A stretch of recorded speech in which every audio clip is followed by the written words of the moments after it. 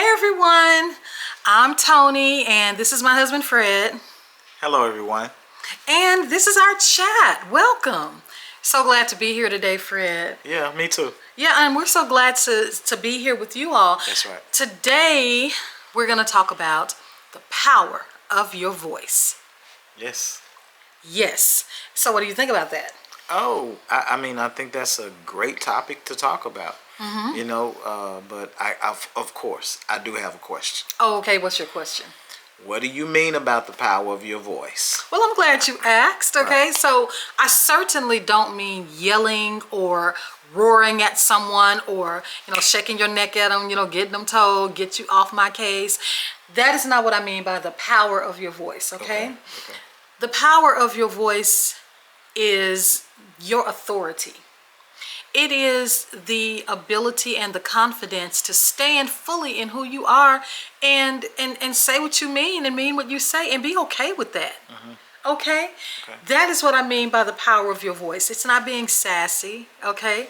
Got a little story time for you. You ready? You ready, Fred? Let's hear it. Get your blankets on, put your, your snuggie shoes on, gather together with your family. Okay, here it goes. So when I was very young, I had a lisp. Okay, and I used to talk like this. I can barely do it now, but I used to talk like that, and it made it very difficult for me to have a decent conversation with my peers because my peers really teased me a whole lot, especially in school. I'm sure. Yeah, it was the worst in school, y'all. You remember when you're in the reading groups and they do like the round robin, so you just go around and everybody read, and before my time came to speak, y'all, I would be just, full on nerves, shaking, voice quivering. Look, I'm doing it now. I'm having flashbacks. It was just terrible. And to add to that, I was born in Washington State and we moved to Memphis, Tennessee. So I didn't sound like everyone else, okay? Right. I sound like the people in Washington State where I was born. Right. Because, we are behavioral creatures. And you adapt to your environment. Absolutely. Yeah. And so, wherever you are, you're going to sound like the people that you live around. And so coming to Memphis, I didn't sound like Memphians. And that's nothing intended because I love Memphis, okay? But anyway, it was just my peers didn't like to hear the sound of my voice. They used to poke fun at me all the time. Man. Used to accuse me of trying to be someone I wasn't. It was just terrible. And on top of that, I had a lisp. Okay? So I really didn't like the sound of my voice. And without being able to be confident in the sound of my voice, I certainly didn't operate in the power of my voice. Wow. And y'all, if you don't operate in the power of your voice, you can't express yourself. And if you can't express yourself, you can't get your needs met. You see how deep that goes? Yeah, that's something. So can you imagine being a kid and in school and scared to let the teacher know that you had a need, like you have to use the restroom?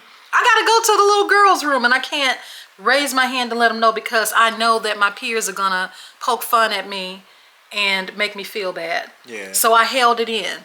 I literally held it in, okay? So you can't get your needs met when you are afraid to speak, when you don't stand in the truth and stand in the power of your voice. That's really something to contend with. That is. I was just thinking about that. The environment that you're in gives way to your fears or your triumphs, things of that nature. And so looking from the story that you told, it kind of what I'm in the mind of to see that maybe those things, the lisp and the environment, kind of took some stuff from you. Yes, it did. It stole my power. And we all have something. I'm sure some of you may think of something that you may consider a disadvantage about yourself, because y'all, we are ever so critical of ourselves. To a fault. We are Yeah. so critical of ourselves. And there may be something that you don't like about yourself, and it may cause you to withdraw. Right. And that may be the very thing that you need to overcome so that you can move to your next level of prosperity, your next level of success. Right. Being able to overcome, Right. Right. And so I eventually overcame it. That's great. I eventually overcame the lisp. But y'all, I still had to contend with not having the authority of my voice. Yeah. I still had to contend with it because of all that shame and the ridicule that I endured as a child and then as a teen. I still had that that shame that kept me from speaking out loud, from just being my natural self. And I could have been happier, as a child and as a young adult, had I learned earlier Yes. to just stand Yes. and just be myself. You Yes. don't have to be perfect. Right. That's right. Even this, what we're doing right now, is not perfect. It's not perfect. You all may be able to point out 10 or 15 things that I shoulda, coulda, woulda said, or that you shoulda, coulda, woulda said if it was you, Right. speaking. But hey, I'm standing, and I'm in the power. I'm standing in the power of my voice, and I'm just Standing giving you in your authority. That's right, and giving you my authentic self. Yeah. That's those are wonderful stories because someone else may be dealing with some issues. Yeah. Or some things that they may not have been able to conquer or to get over some stuff. Absolutely. And those two stories are just very powerful stories because it just puts me in the mind of, I remember when I heard a story from someone, and when they gave the story, it was able to help me to overcome. Okay, in what way? And so before I became like public speaking and just really talking to large groups of people, I would be around and just talking and so forth and so on. But they would give me the CDs or the tapes to listen to. Like, hey, listen, Yeah. you've done this. Here's your CD. Here's your tape. Right. And I would get those tapes and those CDs, and I would listen to the information that was given. And if I was on program or if I was speaking that day, when I would listen to it, when it came to the part or the part that I was speaking, I would turn it off. I would turn it off, and I wouldn't want to hear myself speak. And it was like, man, I don't want to hear me. And Wow. we talk all the time, but not many of us actually listen to ourselves. Because when we're talking to someone or we're conversing with someone, we're talking to them so they can get information. Yes. We're not listening to ourselves. Even though we know what we're saying, we're not actually taking an ear and listening to our voice. Yeah, because actually, very few people walk around with a recording device just listening to their own voices. We don't do that. That's not natural. So you really had an advantage to hear yourself and to learn yourself in ways that the typical person does not. Tell us more about that. And so this was the thing. So I heard a person say exactly what I was going through. They said, listen, I didn't like to hear myself speak. I didn't like to hear my voice. And they would cut off a tape or a CD or whatever they were listening to when it came to them speaking, and they would not practice listening to themselves. But they said, listen, I had to start listening to myself so that I could become better, to become comfortable with my voice, comfortable with hearing my voice. And then it gave them the confidence to become better speakers, gave them the confidence to do it even more. And so we see two things: that you got to be comfortable in hearing you. Comfortable in hearing you. I think that's part part of the way you when you was explaining about your situation. Sometimes being comfortable with hearing you, like even though you had the lisp, being comfortable with hearing that then gives you the confidence that, oh, it's okay. I don't care if anybody laugh at me. Yeah. Because I'm comfortable with hearing myself. I'm not worried about what I perceive that somebody else is going to say. I'm not worried about what I perceive that somebody else is pointing out my mistakes or the things that I mess up on, because I'm comfortable with who I am and hearing what I'm saying. Yeah. As well as being confident that I had, like you said, I got something to say. You get comfortable in yourself and comfortable in your message. Right. As you were speaking, my mind went back, and we're all grown up now. But when we were kids, when we were kids, and we would go into the bathroom or into a closet or into a space that had really, really great acoustics. Oh man. Yeah, and we all did that, right? And then we yell. Hello. Exactly, and we yell, and we would yell because we would love to hear our voice reverberating off the walls of whatever place that was in. Yes. We lost that, y'all. Wow. We lost that somewhere along the way as we matured, and we were supposed to have grown and gained wisdom, but we lost that innocence. But I think part of that, hearing that, two things: you were by yourself. Sometimes you were by yourself, or if you went in a large auditorium and you just yell out. But you didn't care what people thought. That's what I mean by what we lost. Yeah. We lost that because as children we were just being our authentic selves, and we were just enjoying life. Yeah. And we got to get that back. Yes. We have to get that back. We weren't worried about what other people thought. That came older as we began to mature.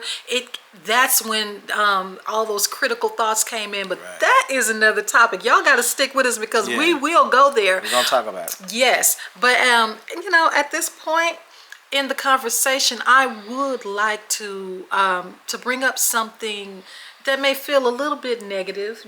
Okay. Yeah, the word no. Wow. Yeah, no. Wow. In conversation, and using the power of our voice, it's important to understand the power of our no and the power of our yes. But when you say negative, I guess sometimes it can be perceived as negative, because I think when people say no, you can't have this, no, you can't go to this place, no, you can't do that, no, you cannot, so bring that out just a little more about the negative of the no being negative. Certainly.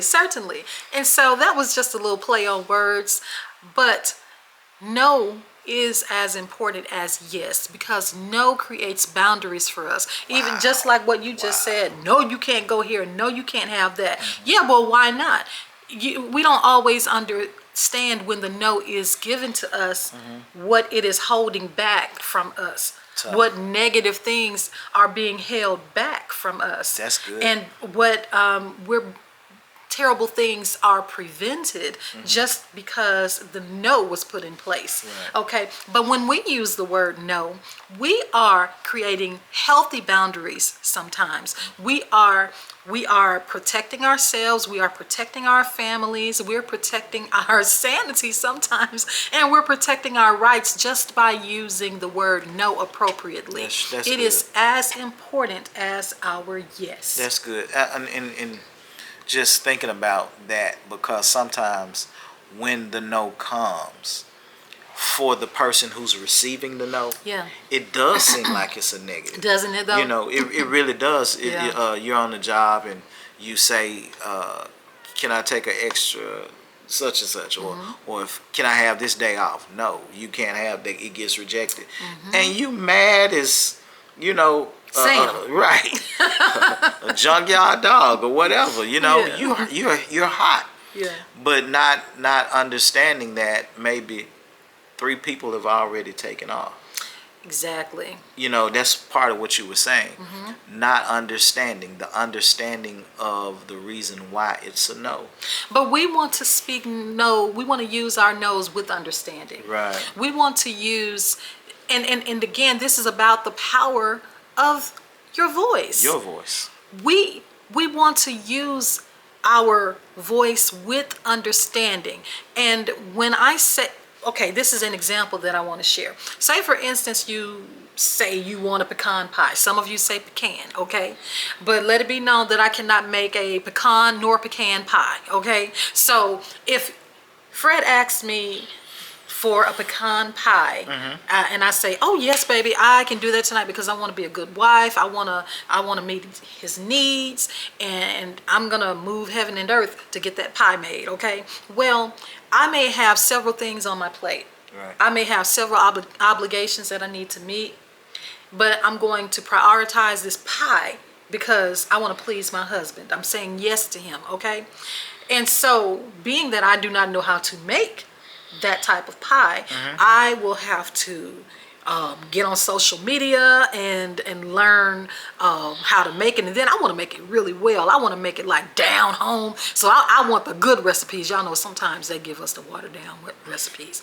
We want the good recipes, okay? So then I have to get those recipes. Then most likely I'm going to call somebody and ask them about the pie because, we really want a good pie. So I'm going to do all that so that I can narrow down to the ingredients because they have to be cost affordable, okay? So I got to get some ingredients that are good ingredients that are cost affordable, and yeah, so that, and oh yes, and by getting the ingredients, I have to go to the store.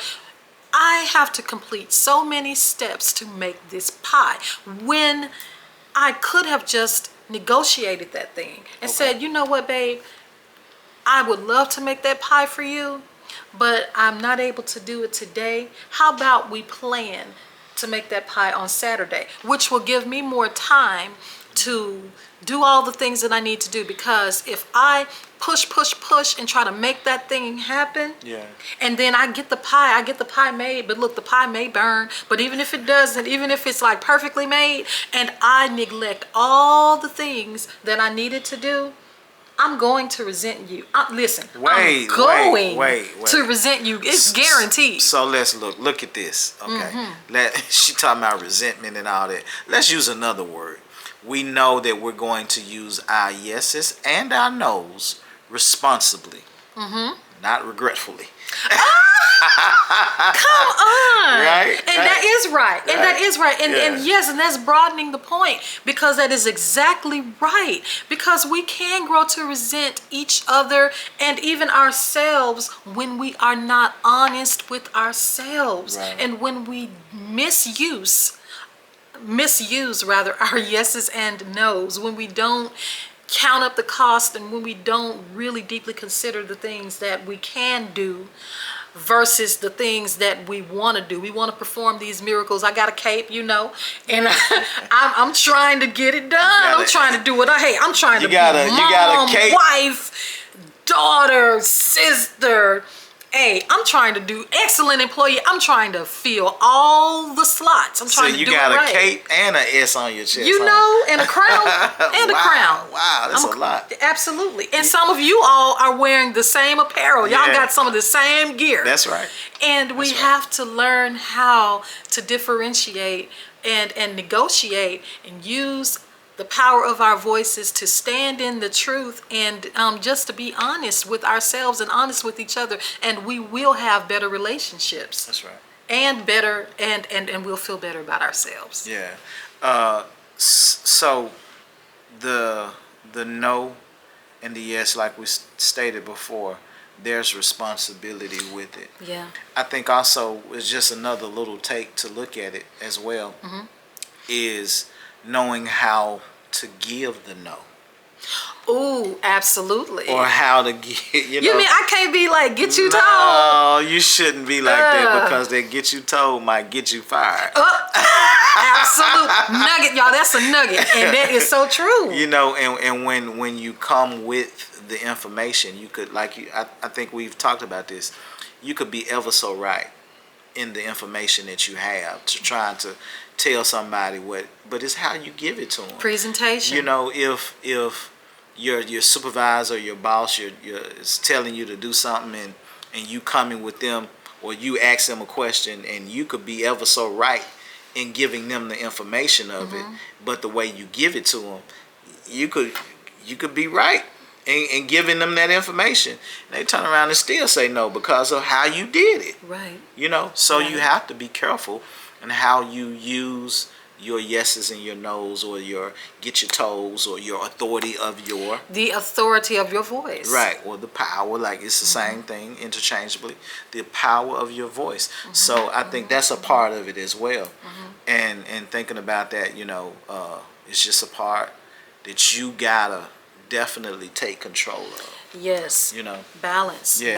Balance is it's an ever going journey. We need it. But we're always trying to achieve that balance. Yeah. And so in this little segment, we're just kind of we want to slide that in there because it is so important in the way that we use our power, the way that we use our voices. I got another question for you. Okay. So, are there other voices that you hear, or other things, entities, about the power of your voice? Okay, so just being clear, y'all, I don't think he's being spooky right here. When he said other voices, Voices. Okay, we're not talking Well, about not other voices. Your voice. Yeah. But sometimes your voice is not audible, right? Right. Sometimes you're thinking inside, or you're talking to yourself inside, right? I know where you're going, babe. So, yes, absolutely. So it's your inside voice. I'm a social worker, and I have noticed for, oh my goodness, a little over a decade, we've been really, really honing in on self-care, positive affirmations, things of that nature. And I feel that that's where you're going. It is so important to speak kindly to yourself. Wow.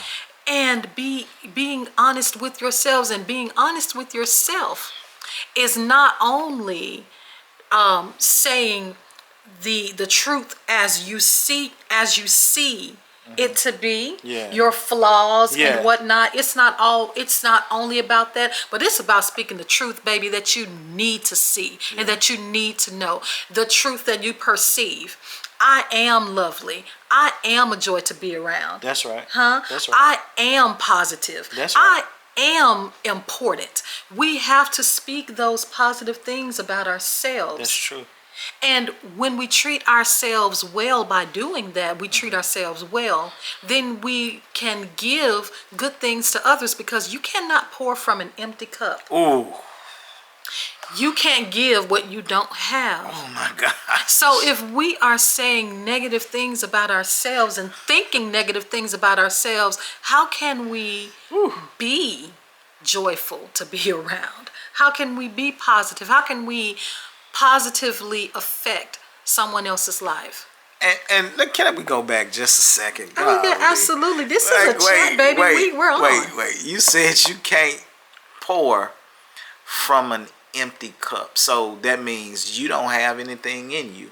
And I part of that is that I think you may have stuff in you, but if it's not the right stuff, you can be pouring stuff out of you. It could be the bad, the poisonous. wrong. It can be exactly, poisonous. It could be poisonous. That's true. And you're messing other people up in your rage, or your heartache and your grief, and you pouring all this stuff out on somebody else. Misusing the power of your voice. Yeah. Absolutely. Yeah, and you're contaminating, like you said, you're contaminating someone else. And the nothing that's the nothing. That's the nothing you're pouring, because you're pouring. You're gonna be pouring. You're right. But it's nothing. That it doesn't add value to.